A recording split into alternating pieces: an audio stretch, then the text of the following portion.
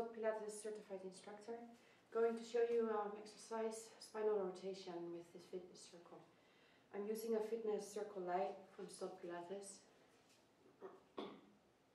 We place a circle against the sternum and we stabilize the scapula. We go 3 to the side, 1, 2, 3, and then turn to the middle. We go 3 to the side, 1, 2, 3, and then you return to the middle. It's exhale, inhale to return. Exhale, inhale to return. Okay, have a great day. Next time we come back with another exercise. We start out simple. It's a great exercise, this one, for the spinal rotation and stabilizing those muscles around the spine with little resistance. Have a nice day. Bye.